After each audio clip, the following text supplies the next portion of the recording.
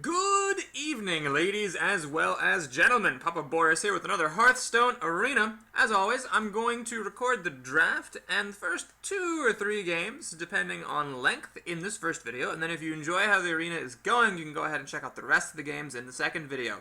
Now, I keep getting crushed by hunters, but for some reason, whenever I play as a hunter, I never have too much luck with it. I don't ever seem to do that well. I'm not even sure I've ever had an arena go above 7 with a hunter. I don't know. Warriors are really broken and they're fun, but I prefer to play warriors in my off time just to kind of relax. I'm pretty sure they're gonna get nerfed, at least with the Fiery War Axe and with Battle Rage, if not some other cards. So I don't want to get too used to playing with the warriors here. Let's go ahead and give it a shot with Paladin. I love Paladins. They're really fun. Haven't done that well with them post-patch, but I do have a daily quest to win 2 games with Paladin, so might as well try our luck here and see how it goes. Paladin's main problem is the removal is just a real problem. They can't kill big creatures easily. I have lost to Paladins, of course, but anytime I lose to a Paladin, it's either because I get overrun early or because they got legendaries in their deck. Okay, so Blessed Champion's a bit of a wacky card. I don't want to take it here, especially over these 2 extremely high-quality rares. Pint-Sized Summoner definitely has been a little bit unimpressive. Though you really have to have an exact combo in your hand in order for this to be a real blowout. But he does do a really nice job baiting your opponent's removal, or she does do a really nice job baiting your opponent's removal, which is still good for 2 mana. Defender of Argus, though, can win games sometimes, and especially as a Paladin, you're almost always going to have a little 1/1 Niblet on the board, so it's really tempting to take that over the Pint-Sized Summoner here. Especially because the Defender of Argus is relevant later in the game. No, I'm going to take the Pint-Sized Summoner. This has, I think, the more explosive opportunity still, even with the nerf. And even later in the game, Defender of Argus can be useless, just like the Pint-Sized Summoner is, if you have nothing on the board to give the buff to. So we're going to go ahead and pick up the old Pint-Sized Summoner. But I think if it was anything less good than the Pint-Sized Summoner here, I'd probably be taking the Defender.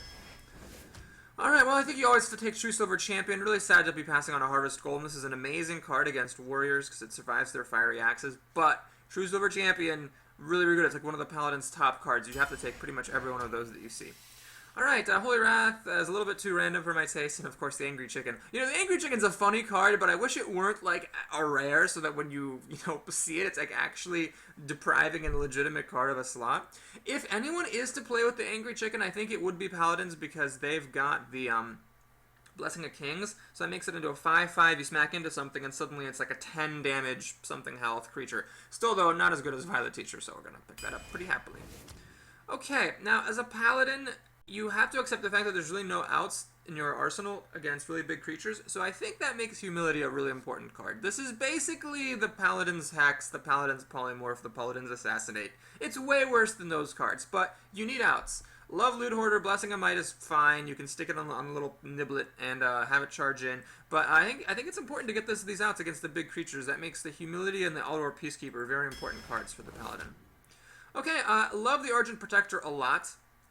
Taunting is fine. I've had increased respect for the Ironfur Grizzly, but I like this guy a lot. I mean, he's kind of removal. Kind of, if you already have a creature on the board and it takes up the creature's attack, but still, he's kind of removal, and you kind of need that when you play a Paladin. Alright, Scarlet Crusader, fantastic creature. I am having so much more respect for that creature every day, it's just amazing. Gotta take the opportunity for the Stormwind Champion here. Paladin's rock sauce with this thing, because you get other minions for free that become 2/2s. You can't pass up on chances to take this unless there's something really, really important there, like a True Silver Champion or something. Alright, these are pretty bad cards, but this guy's okay. I find that the Silverhand Knight is a bit problematic if you're playing him onto a board when you're behind, because your opponent's like, okay, well, I'm ahead, I'll just kill the 4/4 and the 2/2. The end, then nothing has taunt. But if it's the neutral board or if you're ahead, this is a good way to press your advantage. Alright, Guardian of Kings, this is a tough one. 6 health is a lot of health, but 5/6 is embarrassing for a 7-minute creature. It is important to have life gain in your deck. I think my favorite life gain, though, is the cheap stuff, the Voodoo Doctor, the Earthen Ring Farseer. I would take this card, but not over Ascension Shieldmaster. This just really slows things down for your opponents unless you catch back up if they get a fast start. Okay, so these are junky cards. More importantly, Outdoor Peacekeeper. This is a rare, so you're not likely to see too many of them, but if you do happen to get one as a Paladin, I think it's important to take, because again, it's really your major out against big creatures. Okay, I find Eye is one of the worst cards in the game. This guy's neat, but I will take some life gain. I think incidental life gain is okay, and a 3/3 is fine. Here we have some legitimately tough choices. Blessing of Might, you put it on one of your little minions, it becomes a 4/1, and you can charge in, kill something. So it's kind of like removal for 4 damage. Problem is, you can already deal 4 damage with True Silver Champion, and then the Hammer of Wrath deals 3 damage, so it's not like 4 damage is a really hard thing for Paladins to do. So, I think I'm going to take the Argent Protector here. It is a creature, and the ability is incredibly good. The only problem is if you have too many of them in your early hand that you can waste their abilities, but it's not a problem most of the time. Argent Squire is a very, very playable card. I love having this in my deck, but it's not as good as Blessing of Kings. Blessing of Kings is sort of the Paladin's removal. Alright, I hate this taunt creature. This is a... Okay, so an opponent plays a creature, reduces health to 1. This can be an out against big creatures, but and a lot of Paladins don't... A lot of people don't play around it, because people assume if you have a secret, it's Noble Sacrifice. But at the same time, it's so hard to actually use this, because you never know when your opponent's just going to play a little chumper niblet, and this thing's just wasted. Now, Noble Sacrifice, not super great, but and your opponents will always know you have it, because it's the only good Paladin secret, but I think it's actually better than the Booty Bay Bodyguard, so we'll just take it. Alright, Consecration is an important card to have, especially if you can get it with Equality, then that will let you wrath your opponent. Blessing of Wisdom is a cute card, but it's not as good as Consecration. Alright, lots of options here, so we can take a Dark Iron Dwarf. This is really good for Paladins because you can buff your little minions with it. Acolyte of Pain is a nice card draw, but I'm just going to take another Stormwind Champion. I don't have any late game yet, so and we're halfway through the draft. It has happened to me a couple of times where I just never see late game cards for 10 picks in a row, so this is about as good as they come, folks. Like, this and the Boulder Fist Ogre are like my number 2, so we're just going to pick it up here and call it a day. Okay, so the Dragonlane mechanic is probably the best of these cards, but I'm doing a little too good for 4 drops. We'll take the Flesh Eating Ghoul. It actually is pretty nice for Paladins if you send your Chumper Niblets in at your opponent. Alright, True Silver Champion. As a Paladin, you're just always going to have a lot of 4 drops, because Hammer of Wrath, True Silver of Champion, and Blessing of Kings are all 4 mana, and Consecration. I don't know what it is with Paladins and 4 mana, but they're a little bit obsessed. Anyway, we're going to take... Oh my god, I misclicked! Holy shit! Oh my god, I actually misclicked and took Elven Archer instead of True Silver Champion. Well, that's really funny. We'll see how that goes for me. I already have 2 Argent Protectors. It is getting a little high there. The thing is, you don't want an opening handful of Argent Protectors, so we'll take the Shattered Cleric. This is a fantastic creature. I can't believe I misclicked and took Elven Archer instead of True Silver Champion. Well, that's what you get. That's what you get for playing when you're tired. Demolisher has been really underwhelming. I will always think of this as a cool card, but Questing Adventure baits your opponent's removal and sometimes gets out of hand, so we'll just grab that there. What is up with these Booty Bay Bodyguards? I will not take this. This is garbage. I will take... oh, God, this is terrible. I think I actually have to take this. I don't want more 3 drops. I mean, this says draw a card. I just hate this thing so much. We're just going to draw it. Take the card, draw it. It'll be fine. Alright, Repentance. Gory Watch Berserker is exactly what we need. It survives Flame Strike, survives weapons, and I need some expensive cards. Let's go ahead and grab that up here. Terrible. This could be good if I get my 1 True Silver Champion out with it. Alright, Blessing of Kings. Oh, Nightblade is so bad. Well, Wisp is unplayable, so I guess we have to take the Stormwind Knight. We're doing a little good with 3 and 4s. Let's take another Taunt Creature. Taunt Creeper is a solid guy. Alright, so these are all solid. I think I'm going to take the Voodoo Doctor here to have 1 turn 1 play other than the Elven Archer, and also because the Elven Archer you don't really play it on turn 1. You play it later, use it as removal. So I'm going to take this to have a little bit of life gain in the deck. That seems fine. Ugh, this is bad. I'm going to take this guy, I guess. Alright, well, let's take a Dark Iron Dwarf. I think it's the best of these. Alright, good pack here. All the good cards coming in at the same pack. Well, Imp Master is good with Stormwind Champion, but what it's also really good with is Frostwolf Warlord and Cult Master, and I didn't get either of those cards. So we'll take the Azure Drake here. It makes Consecration really good. It's a really good interaction there. And I actually don't benefit from Spell Power in any other way, but it's a 4/4 for 5 that draws me a card. Is it worth it maybe to take the Violet Teacher? That does kind of combo with more things that I have, but I think I need things to play for 5 mana. We'll take the Azure Drake there. Okay. So, I mean, that was a pretty good draft, actually. Got some good cards in there. Of course, I did misclick on a True Silver Champion and get an Elven Archer instead, so that will probably lose me a game or 2. We'll see. Every time I draw the Elven Archer, we'll see, like, this should have been a True Silver Champion. Would it have mattered? And we'll see. Alright, Blego the Hunter. That's good. Hunters, I'm just having such a hard time understanding Hunters. They seem like they're supposed to be a rush deck, but at the same time, I often do get just beaten down in the late game by superior creatures. They have, like, the buffs on the beasts, and they have, like, the Deathmane Hyena, which spawns more hyenas, and then you got the hyenas getting out of control. I mean, there's just a lot of stuff that Hunters can do. So the Peacekeeper is interesting. Early in the game, you almost never find anything good to play it on. But if he plays a big creature, I'll want it later in the game, which is a little bit sad. But no, let's ship it back. Let's hang on to the True Silver Champion for removal. And let's keep one of these 3 drops. Just the Scarlet Crusader, because she's really good. Right, looks like this game wants me to play lots of 3 drops. Acolyte of Pain, I don't think that's going to be very good against Hunters. We'll see, though. Alright, Argent Squire. All things considered, it could be worse. Do you want to play Noble Sacrifice? Basically, Noble Sacrifice, all it does is pop the Divine Shield on this thing. It's pretty much all that it does.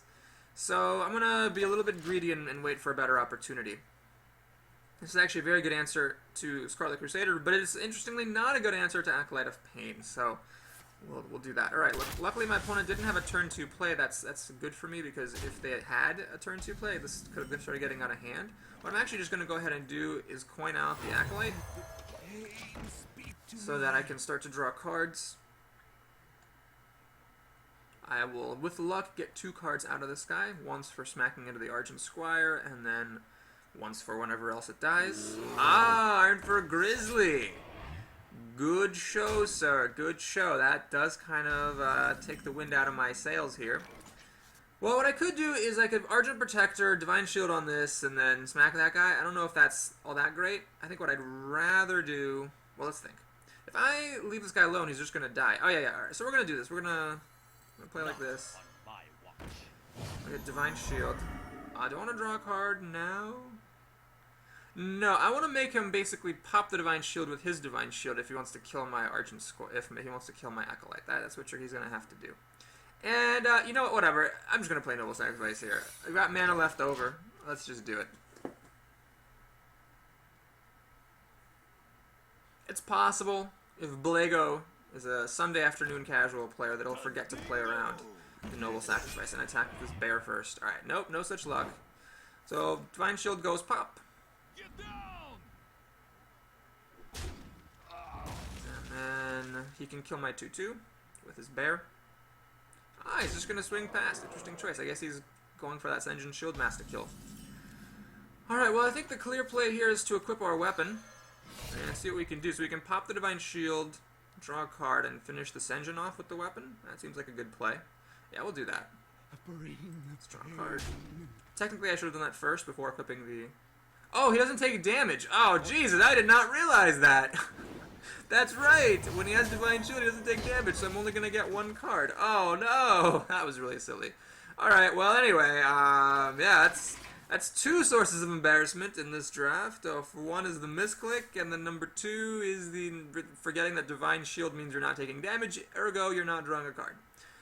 Okie dokie, that was really great. That was fantastic. On the plus side, I do get to kill his Grizzly Bear with my other whack of the True Silver Champion. This weapon's really good, so I will get some card advantage here.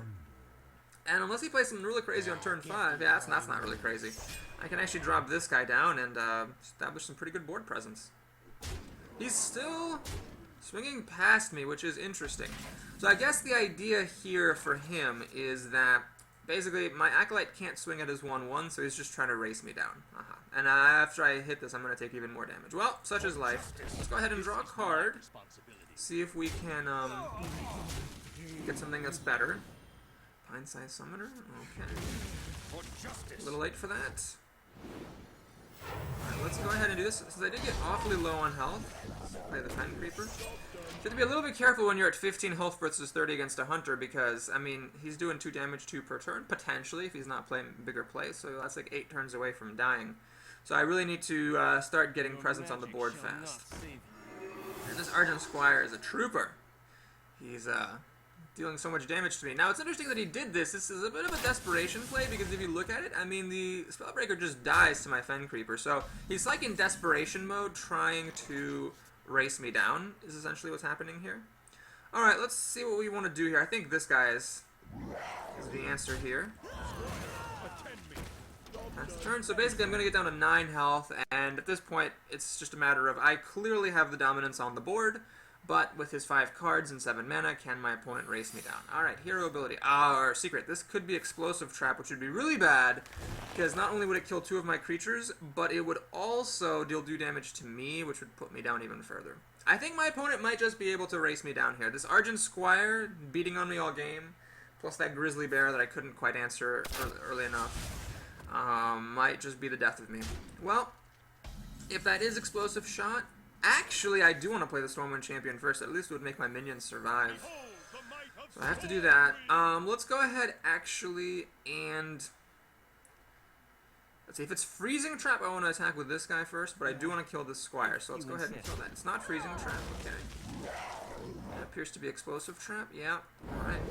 At least my Fen Creeper survives, so that's something. Alright, so if he's got any kind of charging creature, I could be in really big trouble. I'm dead in 4 turns minimum. That's the steady shot, but I am dealing a lot of damage. I mean, this is like 15 damage here, so he'd better be careful. Yeah, that's good. If it had hit my Stormwind, I would have been extremely sad. Oh, no! That's bad! That's really bad. I can't do anything about that. Oh, fuck. Well, this Voodoo Doctor is rather timely. Puts me up to 9, 5, 7. Yeah, alright, I guess the Voodoo Doctor is saving my butt here. I have to think very carefully here. Is this the best thing? Is that the best thing I could do right here? Drawing a card. Yeah, I need to put more damage onto the board, so yeah. And draw a card. Stormwind Champion. Okay. We're going to Voodoo Doctor. I don't think it's worth it to make this guy. Let's just play Pint-Sized Summoner. Swing for 10 damage. Well, this is the classic game against a Hunter. I didn't have any taunt, so he can deal 7 damage to me. He needs any extra source of damage. Explosive Shot, Kill Command, thing that charges. That's not quite going to do it. Alright, he's trying to hedge his bets here. Oh, no, it's 1 damage! No! Jesus Christ! My lord. So close. So close. Race down by a Hunter. You know, I didn't use my hero ability once that game. If I had been a priest, maybe it would have all been different. Maybe I could have healed up. Of course, I wouldn't have had like half my cards. Oh my god, that game was frustrating! Because, yeah, I had him dead to rights with my board, but he just enough damage. By the way, for those of you who've been dismissing the Argent Squire, I saw this on a Reddit post lately where someone's like, man, this pack sucks. It's like Argent Squire, the Boar, or the Wind Fury Hawk. Ugh. The Argent Squire is a good card. I mean, he did so much damage with that thing, and because it had the Divine Shield, it survived way longer than it should have. And it did a lot of damage to me. That caused me to lose. Alright, so it's a bit of a tricky hand. Argent Protector's wasted right now unless I can draw another creature. But I do want to keep the True Sliver Champion and the Dwarf. So, alright, I'm gonna be gambling here. I'm gonna confirm this. Worst case scenario, I'll make a minion on turn 2 and maybe try to give it Divine Shield if it doesn't die to the Rogue. Alright, I'm just gonna play a Noble Sacrifice. Wait, hold on. The problem against the Rogue is the Rogue is gonna swing at you with the dagger. And that'll gonna hit the Noble Sacrifice. You know what? Screw it. It saves me a point of damage. It deals a point of 2 points of damage to her. That card is so bad against rogues, because rogues are pretty much always swinging at you with their dagger now, after the nerf. I might as well. Oh, wow. Murlocs. Alright. Okay. Let's just do this. Call it a day. It's possible that my opponent will forget to play around Noble Sacrifice and swing with this thing. Seems unlikely for Mr. Happington here. Oh! That's pretty fortunate, actually. Noble Sacrifice killed a creature.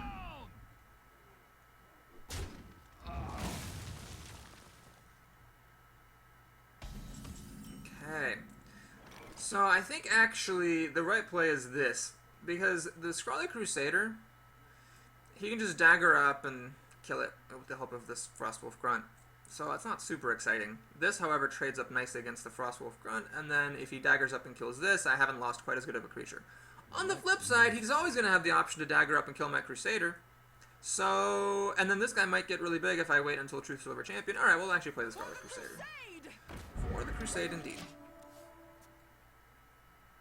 Plus, I would be killing a creature of his, so it's not like a terribly uneven trade. Another option, of course, would have been to make a 1-1 and then just wait until True Silver Champion to kill this thing. The thing is, I'm pretty sure he's going to play at least 2 more things that die to True Silver Champion, so I don't feel much of a compulsion to try to, like, be greedy about my creatures. Oh my god, I can't believe that Hunter killed me. Exactly! Exactly! Ah, with the Defender of Argus +1/+1 buff. Man, that Tiger was perfect, too.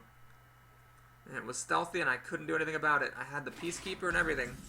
I guess this deck needs more taunt. Alright, Consecration, will save that for another day.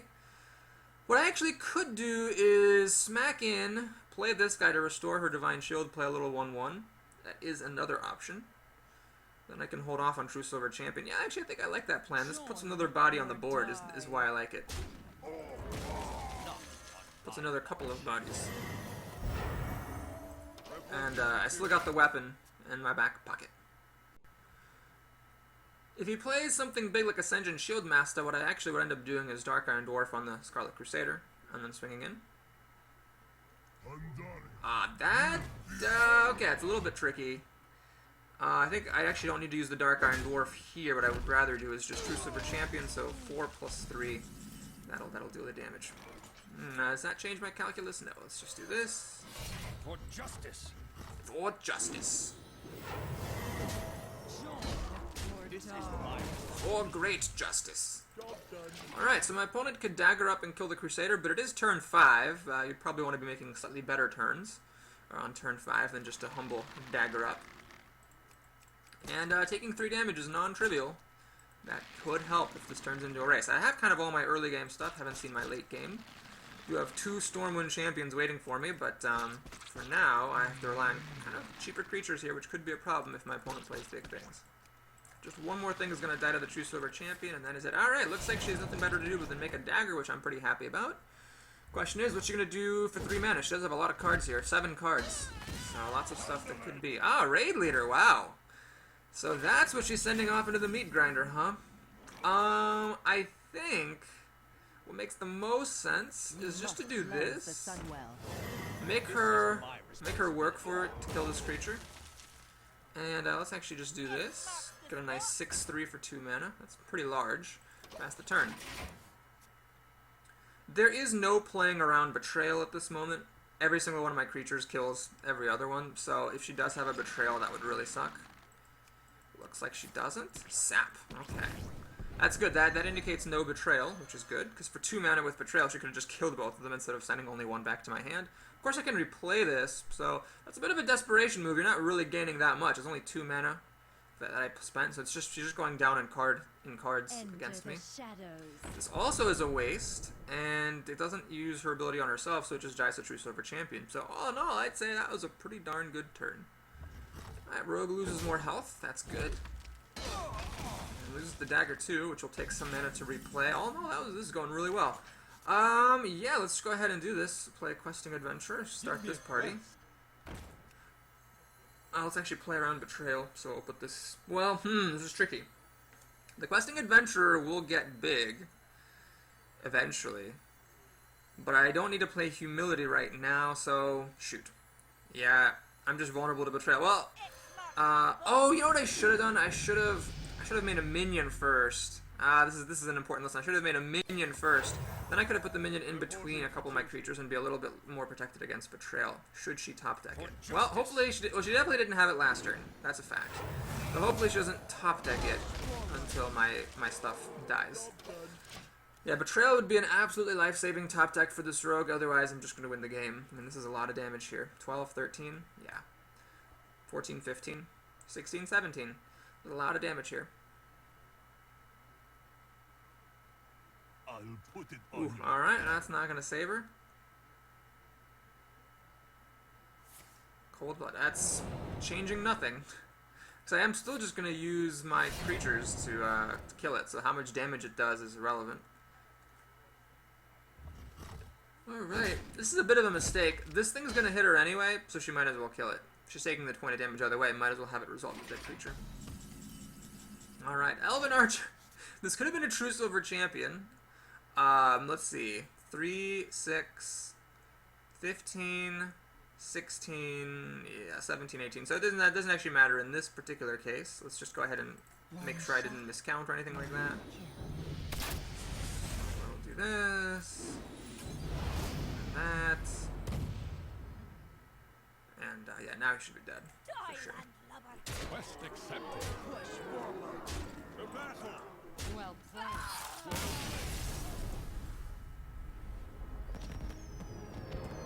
Well, that was a good game against the Rogue. I think that was a pretty quick one. Let's squeeze one more in here. Give the viewers at home something to cheer about. Well, hopefully if I win. Oh my god, that game against the Hunter. That killed me on the inside. I'm sure there was a way I could have won there. Well, I'm not sure, but I feel like there probably was a way that I could have won there.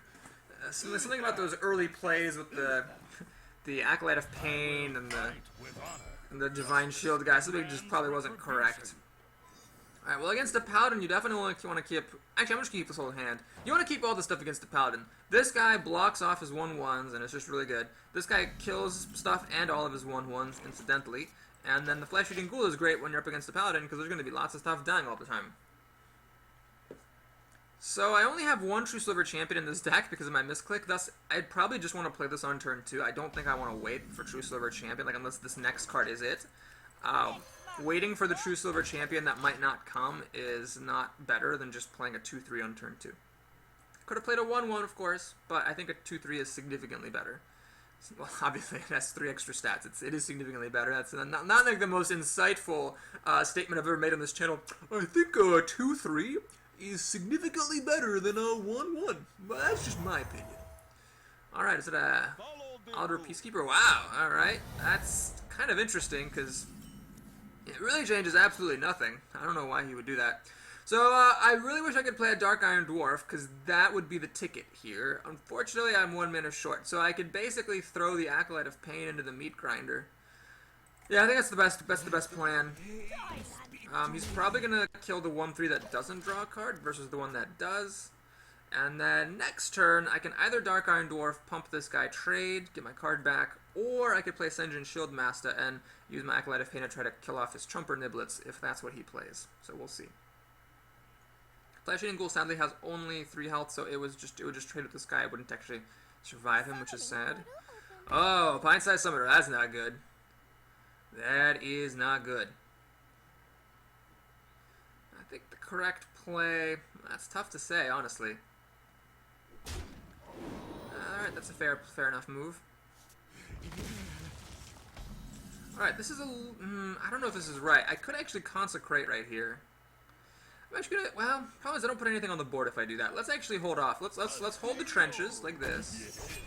I am ignoring the Pint-Sized Summoner. This is previously something I would never have done. But now, I mean, he'd have to have a 5-mana creature in his hand for this to really be that relevant. Or like a 4 mana and a 2 mana or something like that. Or like a 4 mana, no, like a 3 mana and a 2 mana. So, if he has it, then that's unfortunate. But, if he doesn't, then this thing isn't that good and I can wait for something more before I Consecrate. I think the real problem with Consecration there is that, it doesn't put a creature onto the board when I would like to have a creature put on the board. Alright, my guy has Taunt. This guy is holding up real well, as you can see. Is my opponent going to actually just trade in? Wow, he's just voluntarily 2-for-1-ing. Alright, I'll take that. Sure.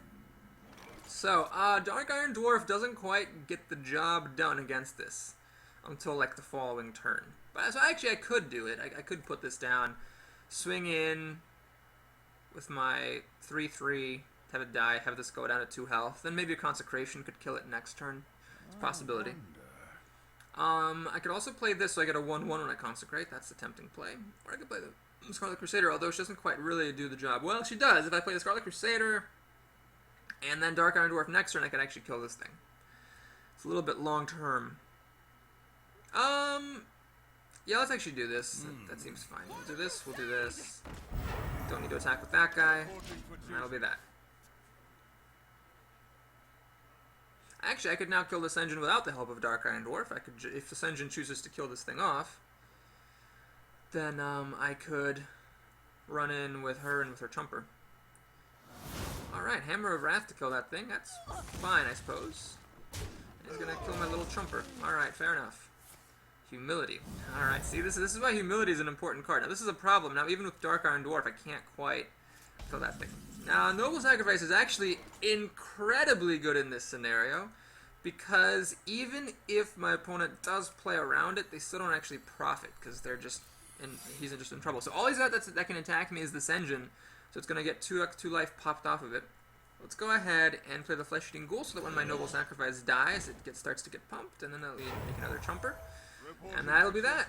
So this is really nice. This is a really good situation here. It says Noble Sacrifice at its finest, showing you why it's the only playable Paladin secret. Oh no! He has a charged creature. Well, I take everything back. If he has a charged creature, that kind of undoes all my work. Alright, so at least Noble Sacrifice popped the Divine Shield. That's something. Alright, and now this guy is going to be down in chumper range, which is also something. Right now I could actually play Consecration here. It would finally kill off the Senjin and deal 2 damage to this, then I could finish him off with my Divine Shield. And call it a day. Could do that. I'd have 3 mana left, I could play the Questing Adventurer. Ooh yeah, I like this plan. Let's see, is there any better plan? Actually, there is a better plan. I think I'm going to do this other plan instead. Let's actually play the Questing Adventurer still. This is fine. But actually, this looks really good too. And then I can save the Consecration for later. Like this. Alright. So I'm pretty safe from Consecration, because I've got my Questing Adventurer up enough. He still dies to True Silver Champion. But I can't fathom that this opponent had True Silver Champion and hadn't played up so far, so he'd have to top deck it. The only thing that dies to Consecration is the Scarlet Crusader, and if this guy survives because my opponent doesn't have the Hammer of Wrath, does he have a follow-up? Is there a way to deal 1 more damage to me? If he doesn't have a follow-up, this thing is going to start getting out of control. Paladins don't deal 1 damage. I don't know what he's thinking he's going to do here. Maybe he has another Consecration in his hand that he's looking forward to playing next turn. That could be it. Okay, so that thing. I see, so it holds up really nicely against my stuff. And I don't want to use Humility yet. So what we're going to do is play this, buff this guy, pay this, buff that guy some more. And actually, I don't want to run into this because my opponent kind of telegraphed that he has another Consecration. So what I'm actually going to do is trade my Dark Iron Dwarf. Let's not get too greedy here. And just swing for 5 damage. I could have killed the raid leader with my 5/3 and left my 4/2 around, but again, I just sensed that he had a Consecration, so I didn't want to run into it head first. I do have 2 spells here, so I can trigger some more 1/1s, which is nice. Although I really wish this were the Gadgeton Auctioneer and I could be drawing cards, because these spells are not actually all that useful, depending on what my opponent plays. Alright, 3/3 with Divine Shield. True Silver Champion. Well, he's going to kill my Questing Adventurer anyway, which is a little sad. Definitely a little sad. A what? Uh-oh. It's a Sunday afternoon casual, folks. Oh my lord. Alright guys, when your opponent has a 5/3 Questing Adventurer and you're like at 25 health, you kill that. Because this is going to hit you anyway, so you might as well kill it before you take the beats. Alright, well, I think what we're going to do is the following. Let's actually pop the Divine Shield like this. I don't want to play Humility against this because he might have something bigger later that would be more important to use Humility on. Let's buff this clown. Kill this guy. Make a 1/1. I cannot believe that he swung past me and avoided my Questing Adventurer. Well, Death Clown, this has been a very important lesson. I hope you have found this educational. You don't want to avoid killing your opponent's Questing Adventurers. That's good. Oh, I forgot to break the tile. Let's break the tile. Oh, no, what? It's not break. Oh, I guess maybe when your opponent is targeting, you can't break the tile. Follow the rule. Is that the grand plan? Problem is, this guy still keeps building up, so you're not really solving the problem. Hammer of Wrath, okay. I never did get to make a 1/1, did I? Now he's gonna kill it. Alright, fair enough, sir. Fair enough. Still, even if that was the original plan, he should have spent the first whack, like killing the Pint-Sized Summoner or something, you know? Because you don't want to deal 4 damage to the face at the expense of killing your opponent's creatures. Alright, Voodoo Doctor. Unfortunately, doesn't really help me because all my stuff dies against his stuff. Unless I take the time to kill the Chumper Niblet with one of mine. Yeah, that seems like a good play. Or I could Consecration. No, that seems dumb. Okay, what we're going to do is... I can actually use Humility here. It's just if my opponent plays something bigger and I've wasted Humility like that, it seems pointless. Alright, we're going to do this. Then this. And heal that thing up. Then swing. Make another thing. Reporting for duty. Alright, so this is one of the nice things about Paladins. If the game kind of stalls out, you can just keep on cranking out these 1/1s. And over a couple of turns, a 1/1 is better than like a direct damage, which is what a Mage or a Druid would be doing. In the immediate sense, direct damage is better, but in the long term, the 1/1 is better. Alright, does he have another Consecration? Doesn't really kill much, just kills the Pint Size and this guy. These were more or less free. Not on Uh-huh. Oh, that was a pretty good turn. He's putting all his eggs in that basket there, huh? I don't know if I agree with that plan. Well, I think now is the time for Consecration. So, that guy's actually pretty good too. Actually, that's perfect. Alright, what we're going to do is the following. We're going to pop the Divine Shield. Give a friendly minion Divine Shield. And pop that. And then we're going to play Consecration. This kills 2 real creatures. So that's pretty good. The battle. Reporting for duty. well played. Alright, so that was well played. I hope he doesn't think I've meant well played like the game is over. I just meant well played as in he also played well. If he has a Consecration, he catches right back up, of course. Blessing of Might. Man, he just loves those Blessing of Mights. Alright. Do what you need to do, man. What I think is the right plan here now is... Well, let's draw a card first, because you always want to draw cards first. Storm and... Oh, 1 minute. So now is the time for Humility. And then I can just ignore this thing. So what we'll do is, everything dies to Consecration anyway, so let's just kill that. Keep my other guys around. Now the funny thing about making a minion is that then my board will be full, but I will surely be able to suicide something next turn, so yeah, we're just gonna do this. Reporting for duty. Victory. Alright. Well played. It was a good game. But Death Clown really lost it there when he didn't kill one of my creatures. I think even if he had, I still could have won. It was pretty far ahead at the end there, thanks to the Consecration, but that was quite an amusing turn. Alright, well thank you so much for watching. If you enjoyed the video, please like and or subscribe, and if you like how this arena is going, please stay tuned. The rest of the game is going to be coming up shortly.